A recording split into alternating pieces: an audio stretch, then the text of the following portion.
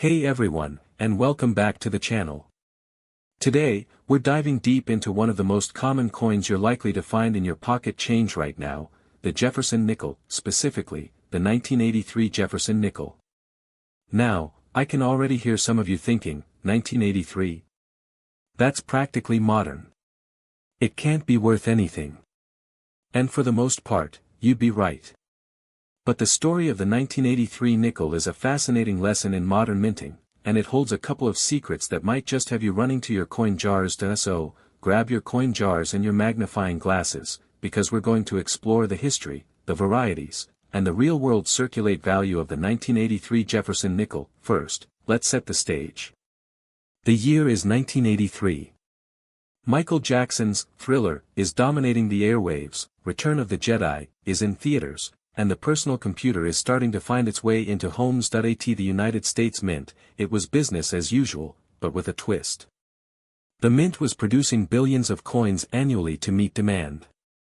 For the Jefferson nickel, 1983 was a massive year. That's over 1 billion nickels minted just in 1983 alone. To put that in perspective, if you stacked all the 1983 nickels on top of each other, the stack would be over 400 miles high.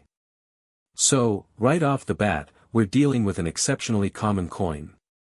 Scarcity is not its strong suit. So, the million-dollar question, or rather, the 5-cent question, what is a typical, worn, circulated 1983 nickel worth? The simple, honest answer is, 5 cents, its value is purely its face value. You can't sell it to a coin dealer for a profit. They'd likely just give you 5 cents for it, if they took it at all. The sheer number of these coins out there means that in circulated condition, that is, with wear and tear from being in pockets and registers for 40 years, they have no numismatic premium. But wait. Don't click away just yet. Because value in coin collecting isn't just about what you can sell it for. It's also about the story and the condition. And this is where our 1983 nickel gets interesting. Let's talk about grade. While a worn 1983 nickel is worth 5 cents, a coin that has never been circulated, known as an uncirculated or mint state coin, is a different story. Look at the difference. The uncirculated coin has its full, original luster. No bag marks, no scratches from commerce. It was saved directly from a mint bag or roll. An uncirculated 1983 or 1983 nickel is worth between 50 cents and $1. Maybe $2 for a truly superb, gem-quality example. Now, I know that's not life-changing money, but think about it, that's a 1,000% to 2,000% increase on your initial 5-cent investment. It's a perfect, affordable coin for a young collector to start building a typeset. Okay, now for the main event. The reason we're really talking about the 1983 nickel. The varieties. In the early 1980s, the U.S. Mint was transitioning some of its master hubs and working through different dies, which led to some notable, and valuable, errors. Look closely at Monticello. See the straight, flat line at the bottom of the building, just above the foundation? That's normal. But on some 1983 nickels, that line is missing or very faint. This makes the building appear to be floating above the foundation. This is caused by a repolishing of the die that wore away that detail. It's a popular and well-known variety. In uncirculated condition, a 1983 floating roof nickel can be worth $5 to $10, and sometimes more for high grades. That's a nice little find. This is the big one. The variety that can turn your 5-cent piece into a $100 bill. The 1983 double die reverse. On this variety, you can see clear doubling, especially on the words 5 cents and Monticello. It looks like a shadow or a ghost letter next to the primary letters. This. The 1987 Jefferson nickel. It's a coin that feels familiar, maybe even a little mundane. But is there more to it? Is your 1987 nickel a rare key date worth hundreds of dollars, or is it just, well, 5 cents? We're going to answer all of that today. We'll look at its mintage, its design, its varieties, and of course, its true circulated value. So, let's get started.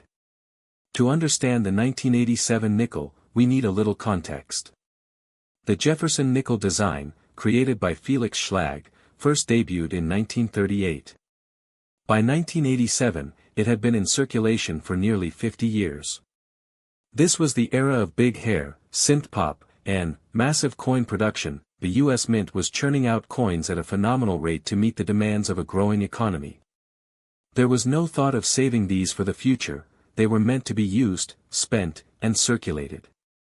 This fact is the single most important thing to remember when we talk about value. Combined, that's over 781 million nickels.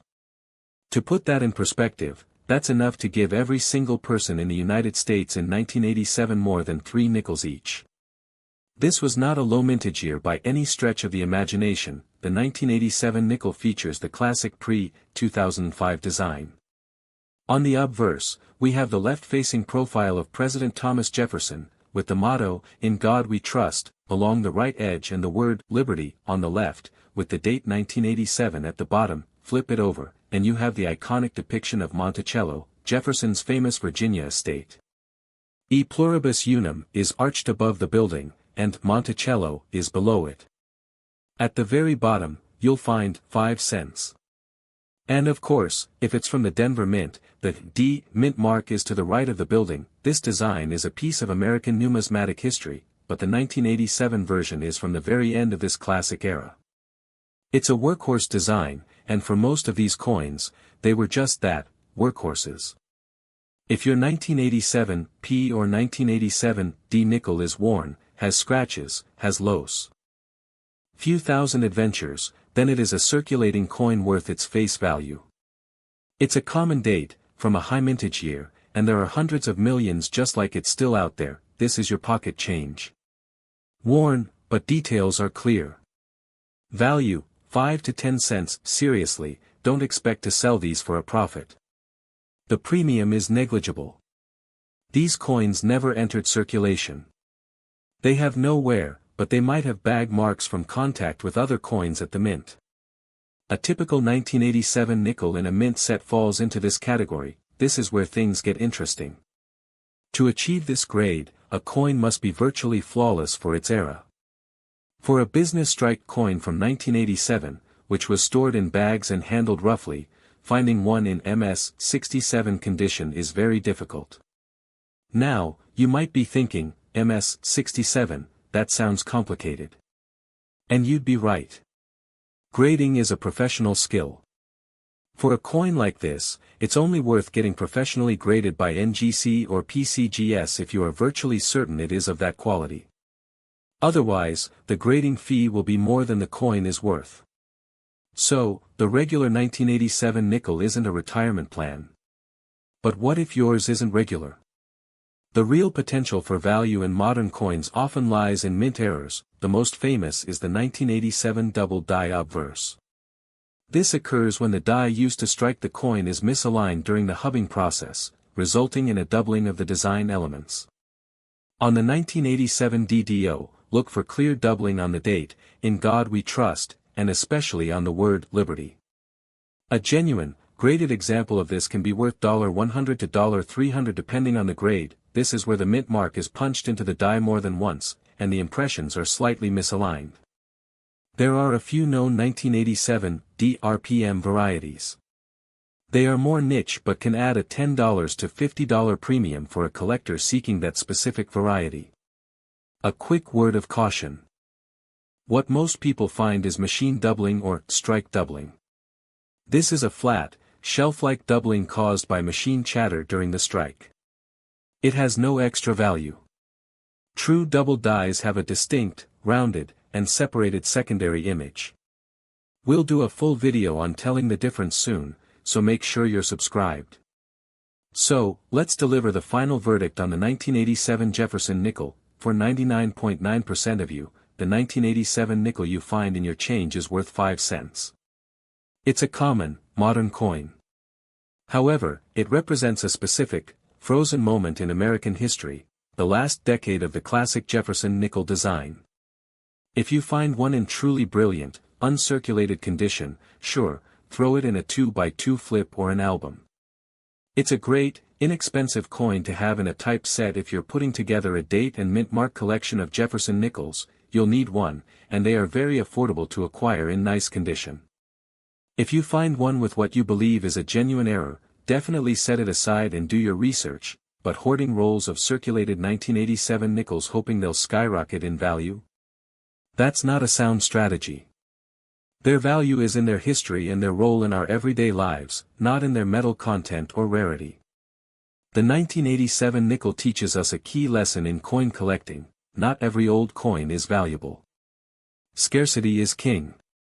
But that doesn't make it any less fascinating. It's a tangible piece of 1987, a relic of the Reagan era, and a cornerstone of the great American pocket change. The 1989 Jefferson nickel. We're going to break down everything you need to know: its history, its key features, and most importantly, its value. Can this 35-year-old piece of pocket change actually be worth more than 5 cents? Stick around, because the answer might surprise you. First, let's set the stage. The year is 1989. George H.W. Bush is just inaugurated as president. The Berlin Wall is about to fall. Batman is the biggest movie of the summer, and your favorite song might have been by Madonna or Bon Jovi, and in the midst of all this, the U.S. Mint was busy producing millions upon millions of Jefferson nickels. The design we see on the 1989 nickel is the original Felix Schlag design, which had been in use since 1938. On the obverse, the front of the coin, we have the left-facing profile of President Thomas Jefferson.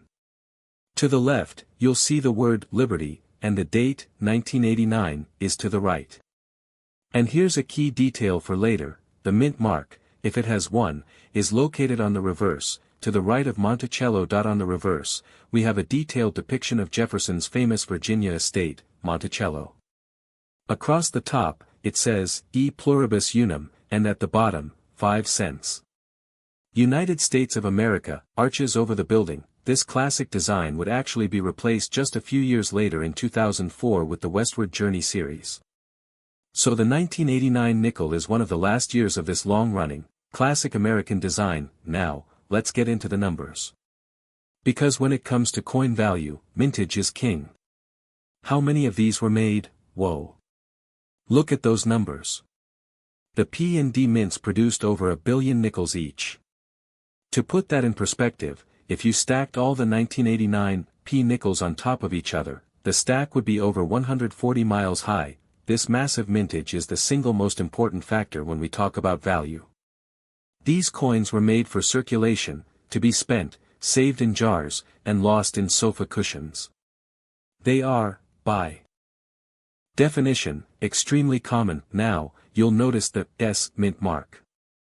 These were not made for circulation. They were specially struck proof coins, sold in sets to collectors. They have a mirror-like finish and frosted devices, and they are much more valuable than their circulating counterparts. But you will almost never find an S mint nickel in your change. Alright, let's answer the big question. You just pulled a worn 1989 P or 1989 D nickel from your pocket change. What is it worth? For the vast majority of these nickels, the answer is 5 cents. It's face value. Because they are so incredibly common, a circulated 1989 nickel has no significant premium for collectors. That if your coin is worn, with the details of Jefferson's hair or the steps of Monticello smoothed down, it's purely a spendable piece of currency. There are simply too many of them out there for there to be any collector demand for a worn, common date coin. But wait. Don't click away just yet. This is where condition comes into play. While a circulated 1989 nickel is worth 5 cents, an uncirculated one is a different story. An uncirculated coin is one that was never released into public hands. It has no wear, no bag marks, and its original luster is fully intact. These coins are typically found in original bank rolls or mint sets. So, if you have a pristine, beautiful example, it could be worth up to $10. That's 200 times its face value. Not a fortune, but a fantastic return for a nickel. Now, let's talk about the proof coins from the San Francisco Mint. Look at that mirror-like field. See how the devices are frosted? This is a special striking for collectors. A 1989 S-proof nickel in perfect condition, PR 69 DCAM, is worth about $5 to $8. Again, not life-changing money, but a solid collectible that holds value much better than its face value. Okay, here's the really exciting part. The true potential for a fortune in any common coin lies in errors. The 1989 horse nickel can be worth $20 to $50 or more, depending on the severity and the grade. Look for irregular raised lines on the coin's surface. These are caused by cracks in the die. A significant die crack, especially one that extends into the design, can add a premium. This is when the coin isn't struck perfectly in the center.